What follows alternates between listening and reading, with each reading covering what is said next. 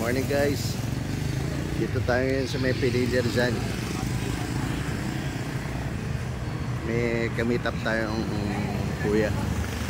Tropa. Titingin ang lupa dito. Mga kuya. Ay mga kuya. Ayos. Stig. Kita-kits tayo mamaya pagdating nila. Kasama tayo, siklista. Taga saan ka, kuya? Taga Bayugo lang po. Oh, yun. Astig, oh, macho. Ay, mga kasama niya. Shoutout, shoutout. Yun. Shoutout kay mama, nandito na ako. Shoutout sa'yo, mama. Dito na ako sa kanto. Kanto ng Pililya. Yun. Ba't taga saan ba kayo? Taga, ano ho? Bayugo. Bayugo. Alaala. Ah, lala. Ayan lang. Siguro mga after 5 to 10 years, ito yung mga lalaban sa Philippine Tournament. Bata pa lang, mukhang na makahita nito. Ilang kilometro tinatakbo nyo? 70? 70 po.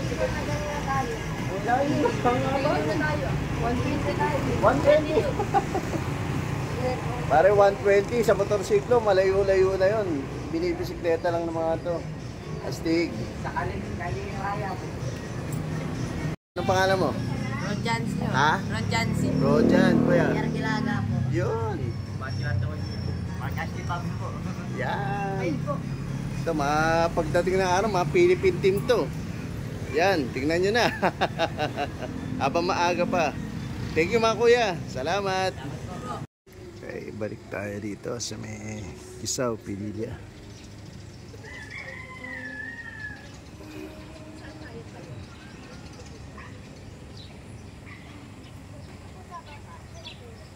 Sarap ng mga pakinggan tunog ng mga ibon.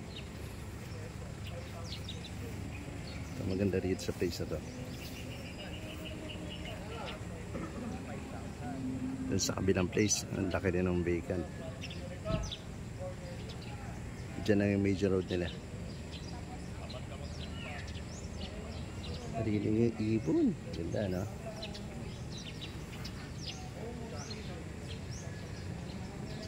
Laki ng puno.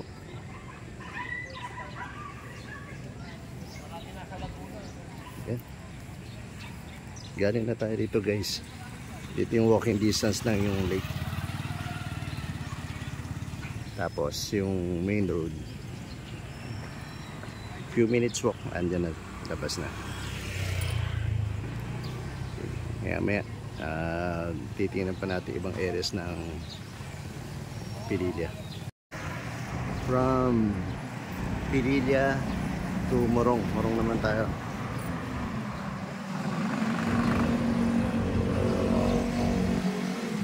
Sa kabila nito, andyan na yung lake.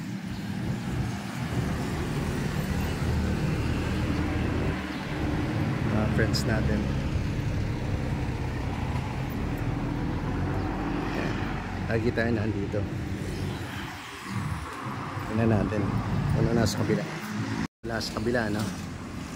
Facing yung bundok. Papuntang Binangonan. Ito, etc. Cardona. Ito yung office ng JMTM. Lapit sa tower. Shout out sa truck driver kanina. Nakakatuwa. Talagang nag-full stop siya para sa akin. Tumawid ako.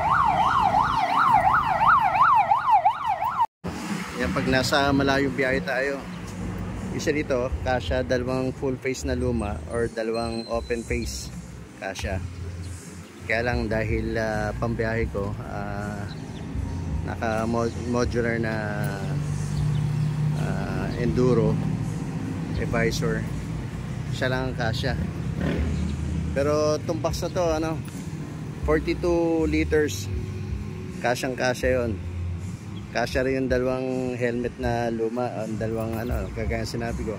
Pero yung 45 liters yung box, mga aluminum box na nauso ngayon, yun lang, hindi na magkasya. Nag-iisang helmet lang. Kaya GB, okay pa rin ang GB. Hindi na babasahin naman yun sa loob. Ma-maximize yung space. Alright. Ang mga friends, bigyan ko lang kayo ng short info, advantage regarding this navigation. Try nyo. Sulit siya. Unang-una kasi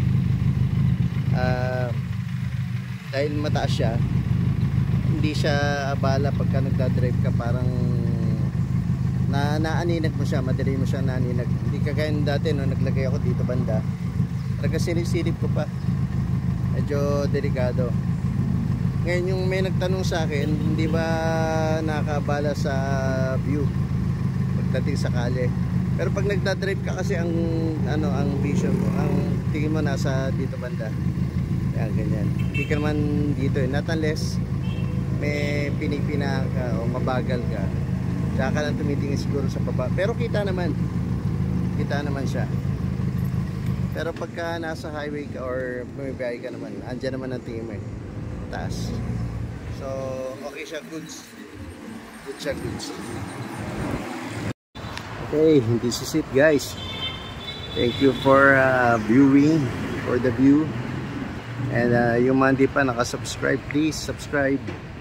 Yan, yan yung view ng Laguna Lake, Cardona, Binangonan, nandito. Yan. See you sa mga next video guys. Gala ulit tayo. Thank you.